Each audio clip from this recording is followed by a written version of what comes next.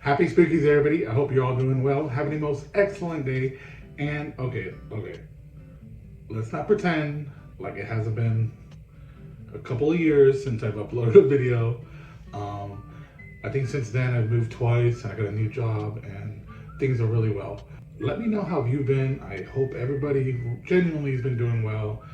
If you're still around, thank you so much for not unsubscribing. I think I made my page private for just a little bit. I don't know. I think this time going forward, I'm going to be a little bit more casual about it.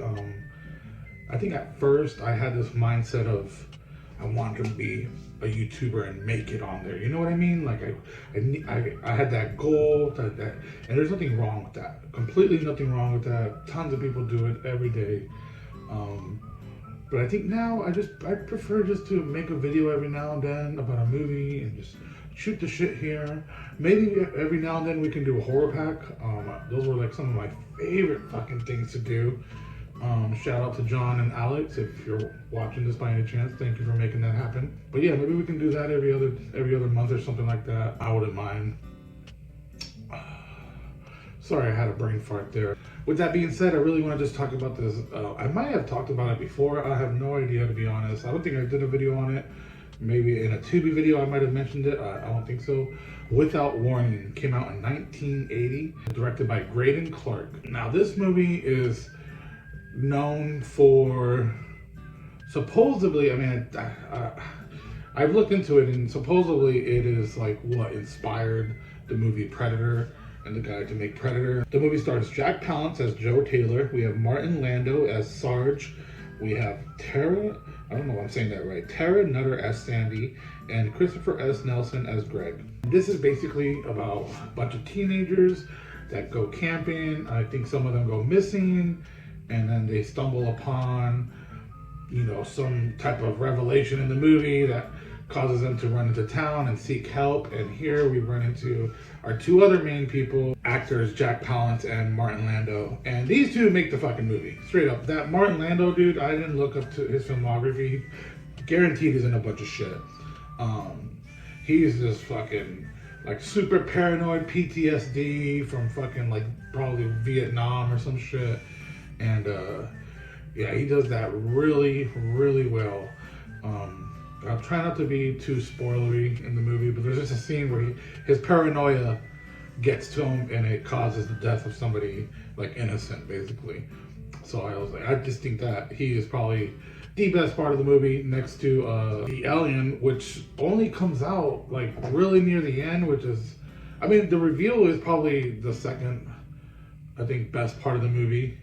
The best part of the movie, hands down, has to be the, what's his name? I think it's Jack Palance, and he's like running at the alien near the end, and he's just screaming, "Alien! Alien!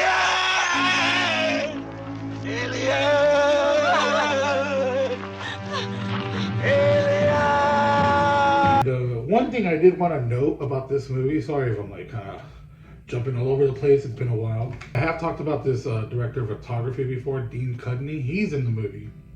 And just him being the director of photography really elevates the movie to like a better degree. Like it's just a typical fucking alien invasion type of movie with like a fucking alien with a big head throwing frisbees at people that fucking like latch onto you and have like these like tentacle mouth things like. But there's tons of great atmospheric shots in the movie that really just take it to a whole nother level. No, but for real, it shows that they had a really good fucking DP on hand, and that's definitely one thing I want to bring up. I also like the theme. Dun, dun, dun, dun, dun. I don't know. If you watch the movie, you know what I'm talking about. Dun, dun, dun, dun, dun. The alien reveal. I was watching a video review on it by Fanboy Flicks, and I didn't notice this until I watched his review. But there's a really good comparison, like really good.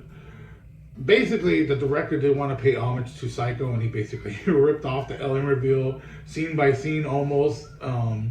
Which I just thought was really interesting little tidbit. It's a really fun channel. But I want to keep this short. It's really good to just be back and just shoot the shit and talk movies. I don't know. It's been a while. There's another movie with the same name, Without Warning, that came out in the 90s that I did want to mention. That if you're into like found footage movies, mockumentaries, stuff like, for example, Ghostwatch. I don't know if y'all seen that. I've talked about that before. If you're into movies like that, this movie called Without Warning, and it's all about like an alien invasion as well. It's kind of funny, but it's really cool because it's as if you're sitting at home. The movie starts off with a sort of Lifetime murder mystery movie, but basically the movie is these news anchors, casters, whatever they're called. They're updating us and letting us, the audience, know about like these meteorites that are coming, meteorites, whatever, that are coming and landing on planet Earth, and it just turns into like this really cool, awesome alien invasion movie. Highly recommend it if you're into that style. But anyways, now I'm gonna go ahead and shut up. Thank you.